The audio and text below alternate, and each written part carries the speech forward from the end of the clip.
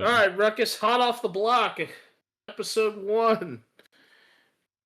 In 5, 4, 3, 2, 1.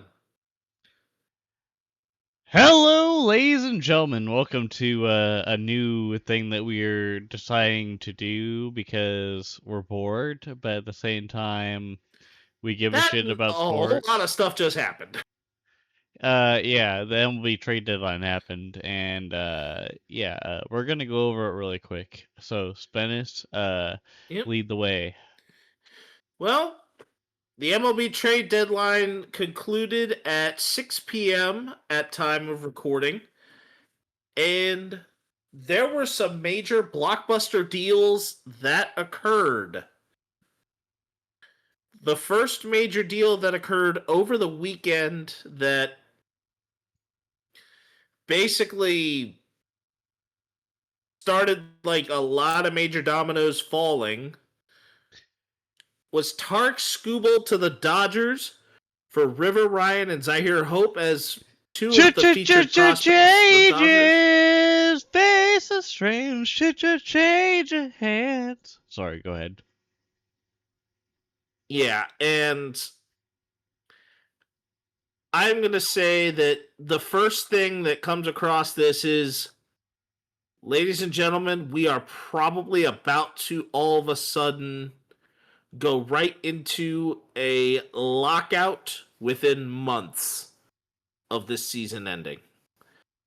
Because the Dodgers are they are so far above the payroll that we would normally think. Have you seen the statistic on how much deferred money they now owe? A fuck ton. $1.1 billion. Alright, Dr. Evil, you can retire that number because at some point it's gonna be $1 trillion if you keep going, but at the same time, change Okay, I'm I'm done. sorry. It was right there. It was right there for me to kind of use it. As soon as it broke $1 billion, I'm like, the Dr. Evil thing had to come out. But And 3 of the major deals happened earlier today as Luis Arraez is traded to the Phillies, and in their lineup adjustments, Bryce Harper will be moving from first base to likely one of the corner outfield positions God as forbid. Arraez comes in. And that is interesting. He'll probably get a I'm, rise from the shit talking that Arise will do to Bryce Harper to get a rise out of him. uh, Alright, let's keep going because that was a terrible no, joke. yeah, that was. Let's Yeah, keep going. you're lucky I didn't Let's not cringe dwell. harder than Let's I not did. dwell. Let's not dwell. Let's just keep Liam going. Hicks leaves South Beach for St. Pete as he goes from the Marlins to the Rays in a deal. If only he would. If only it was like LeBron that did that, but I digress. Let's keep going. Unfortunately, there's no basketball team in Tampa. But Adley Rutschman now goes from Charm City to Beantown. As 5 prospects, 3 of which were in Boston's top 10, but Boston was needing a catcher. So they sent Adley to Boston. Do you think that Craig Breslow was snorting cocaine and then just been like, you know what? F it. We're going to get Adley Rutschman. He's going to change the whole organization by 6 years or whatever because we couldn't solve it ourselves because we couldn't give Devers what he deserved because F Devers and also F everyone else that was genuine to the Red Sox organization. Hashtag not Craig exactly. Breslow. I don't know. Exactly. That's what it seems like to the Red Sox organization. Like they don't. It's not what it used to be, but also they suck. Well, sometimes. What else could they possibly have done when you went And you went from being a team that looked like it was about to be hard selling at the deadline in, what was it? Last June? It was like June. I think it was like June. Let's see, because at the time, prior to the streak, because they started off. I mean, they had a little bit of a stretch in late June, but it was pretty much about a month ago. Boston was sitting going into this hot streak. They were 37-48. They went from sellers to buyers in a month.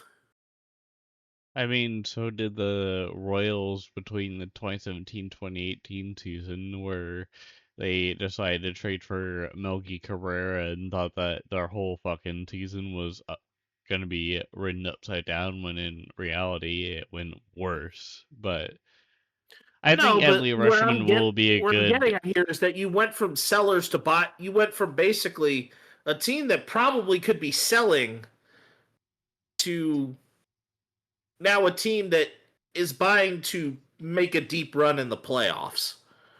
To potentially make a deep run into the playoffs. It's going to be too little too late to win the division. Yeah. I fear.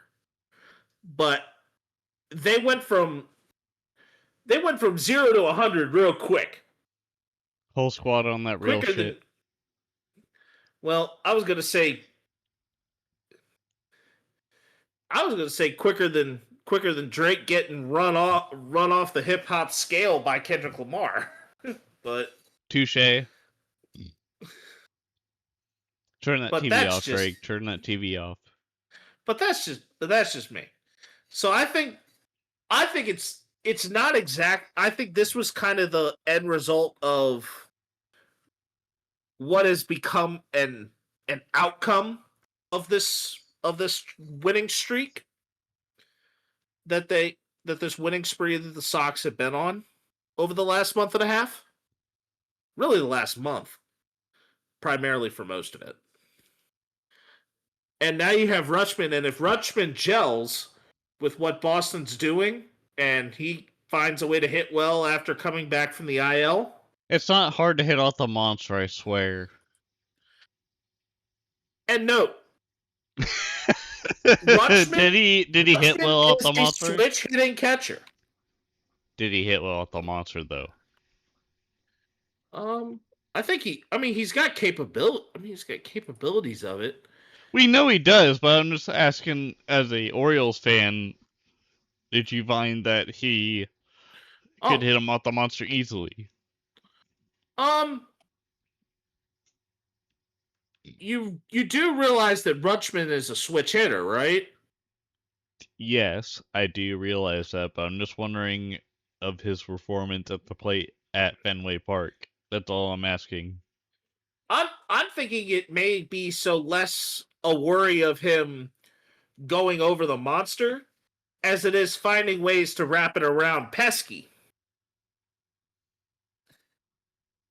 I think he's going to be dealing with more home runs going around Pesky's pole rather than the Fisk pole.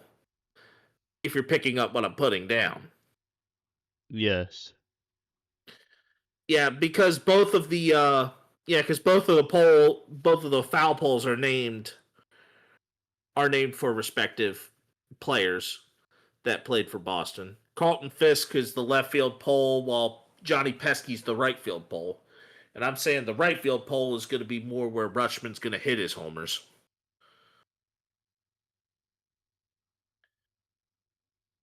But all Alright, that next slide. aside, well, now we move on to some low-key deals that we liked from this deadline. And I'll let you go first. Alright, so I have Joe Adele from the Los Angeles Angels to the Guardians as my first deal, and then Taylor Ward to the Seattle Mariners. And then Brandon Doyle becomes a Southsider to the White Sox. Chicago White Sox. And then Dalton Varsho goes to Houston. I didn't think that shit would happen. And then same goes with Heliot Ramos. Anyways, Spence, go ahead. Yep. I actually had a couple of pitchers in my deals I surprisingly liked. And that was Kevin Gossman going to the Cubs.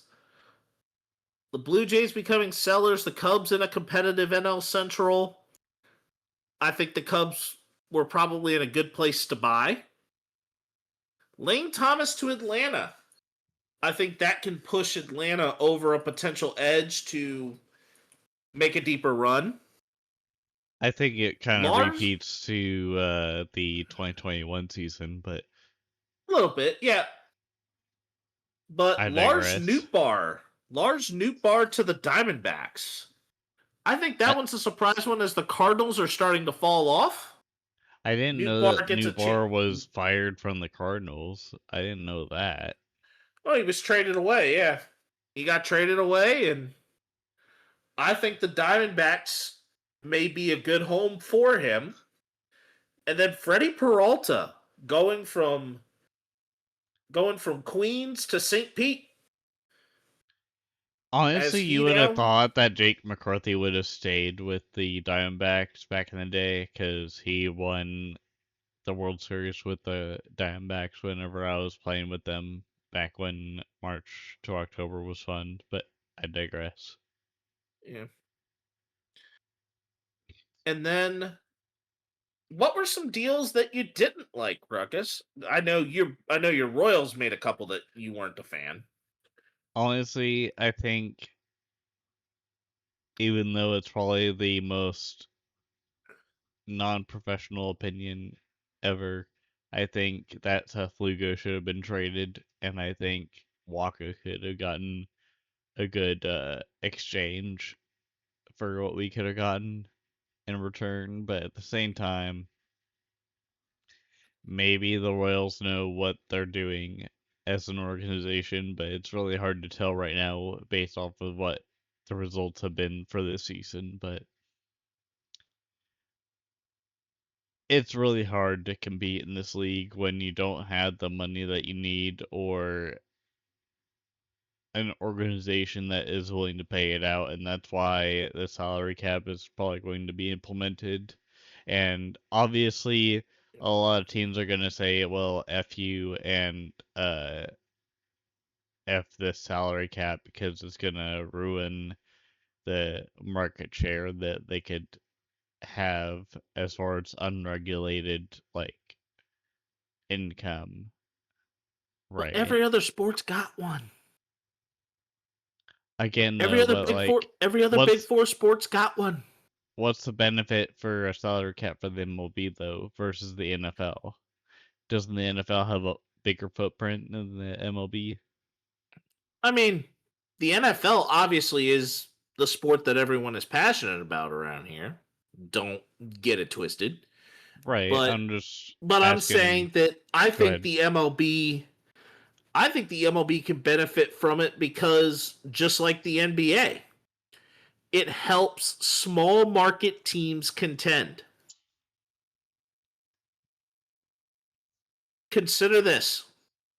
The Oklahoma City Thunder, a small market team, Yep. wins a championship.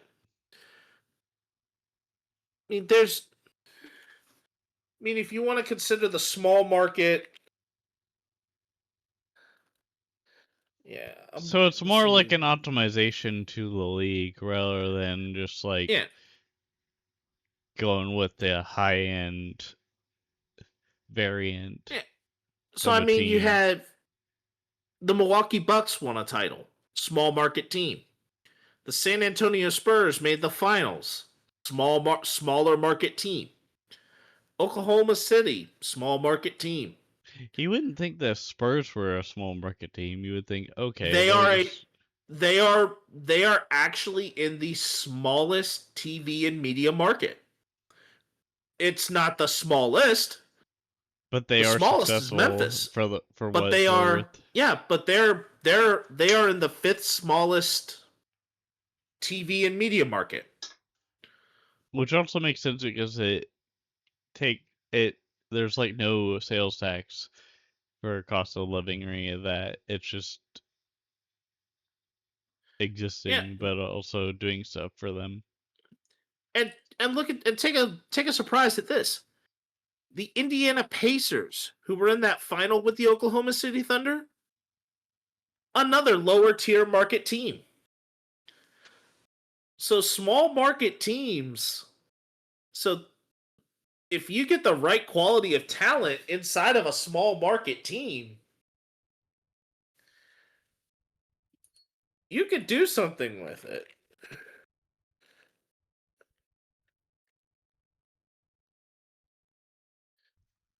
I mean, consider this.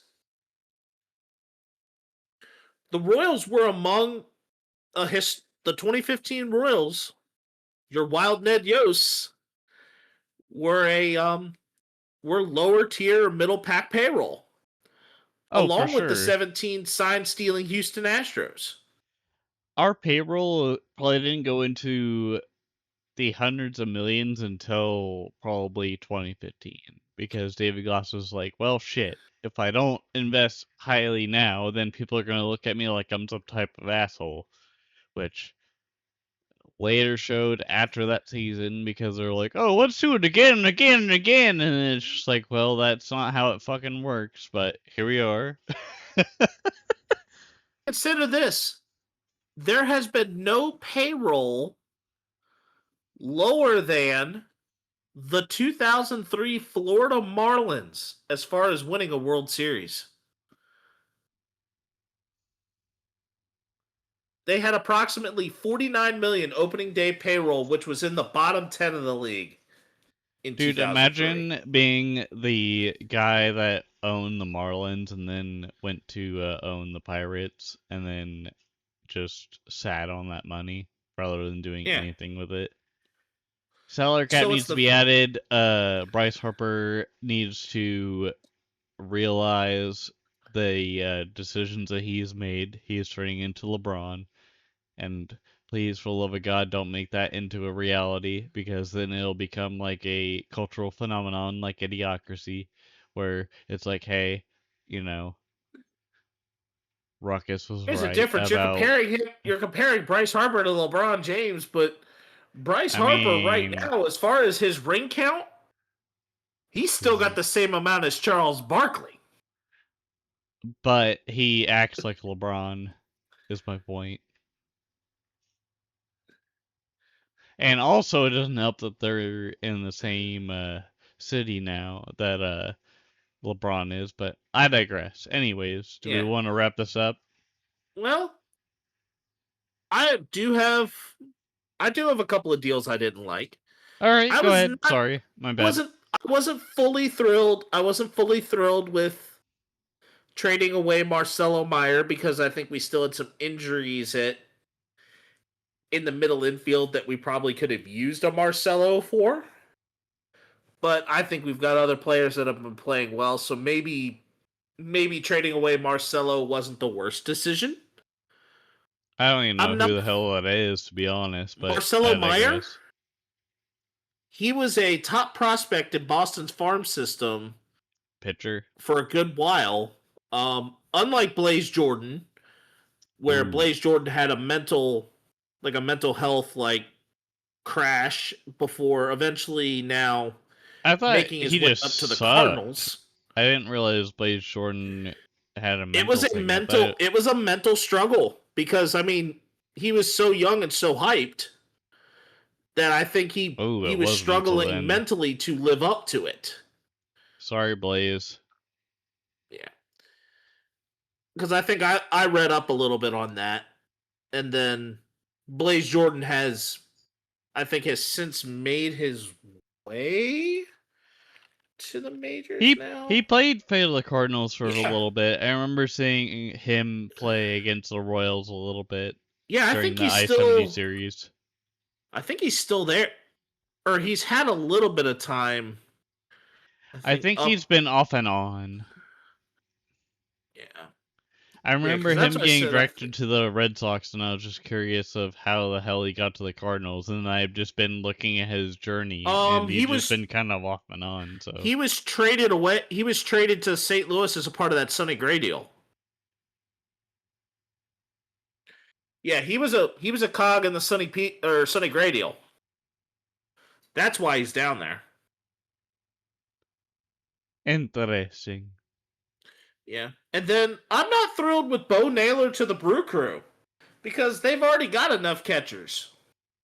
Unless they turn him into a designated hitter or find him in a secondary position, Yeah, I don't know he's how the he hell is you the lock him smaller he's into the that. smaller of the Naylor brothers. Yeah, like he was more of like just kind of like the sidekick for the Naylor crew, but Yeah. yeah, But I don't know where. I mean, he could be the next Isaiah Collins or Isaac mm, Collins because that's what the Brewers had before yeah. we traded Zerpa to him. But yeah, like Well, yeah, I don't know about Bo Naylor. I thought it was interesting that they traded him, but also got Joe Adele. It's like the fuck. You could have had Bo Naylor and Joe Adele, but I wonder what they were discussing. Like well, I it could be very interesting to see what's in their mind. But are there any players that you were shocked that did or did not get dealt? okay, as many other Royals fans wanted to get Michael Wacha traded to another team, I would rather have him over Seth Lugo. And Seth Lugo because Seth Lugo has been very inconsistent here and there for the Royals and has had the big contract out of all the Royals pitchers. And I didn't realize this until now, but Noah Cameron is like a year older than me, or maybe a few. And I thought that guy looks like he's in his 30s, and he's younger than me. That blew my mind. And he is balling out the way he is. Shout out to Noah Cameron. But also just realizing that Lugo has been on and off, I think he could have been traded.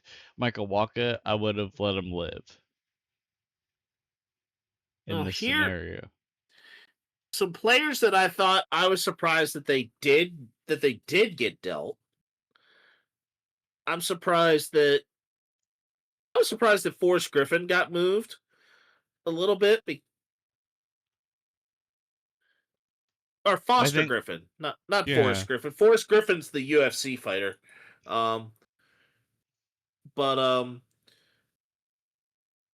Clay Holmes, I wasn't too sure if he was going to have any movement. I was surprised to see him go to the Cubs. Yeah, I think it was a surprise there. Another one that I think was very interesting to say that he did get moved, or actually, I'm going to go with some that I was surprised that they didn't. Sandy Alcantara. There's been speculation of him leaving Miami in a trade for about 2 years now. I think the heat died off for Sexy Sandy because of the fact that like he hasn't produced a whole lot, and the last time I heard him actually do good with his ERA was like the first month of the season, which was like April. So like I don't know what the hell is going on with him, and Sandy he Alcantara has not had a bad year. 12 but wins, a let's be honest. 3.68 ERA, which leads the Marlins, 120 strikeouts. So almost 4 ERA, but 120 strikeouts. Okay, that's one thing that's going well for the Marlins. I mean, he's not having a bad year. There If was a couple of years though that he was pretty rough though, to Yeah, be oh honest. yeah, I agree. But this was a year where he was rising up and doing well. I'm surprised they I'm very surprised they didn't pull the trigger, but I mean with the Marlins sitting at 58 and 55 and within the cusp of the wild card race, it doesn't surprise me that they held on for at least Yeah, because like Liam Hicks was only really relevant for like the first Yeah. 2 months of the season and then just kind of fell off. But yeah, I'm glad that he found somewhere good to play. But anyways, Yeah. But I think on that note, I think we wrap up this episode, or this little hot off the block trade deadline special. I'm burning, but here we are. Yep. And that'll do it for the special.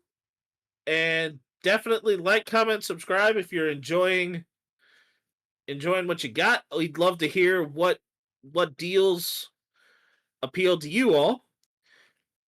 And stay tuned for a good amount of content along the way. I think we're having a little bit of a quieter August. We will be doing NFL previews here in a couple weeks. And until the next one, hugs and hand pounds, everybody. Happy birthday to me. Happy birthday to me. Happy birthday to Ruckus. Happy birthday to me.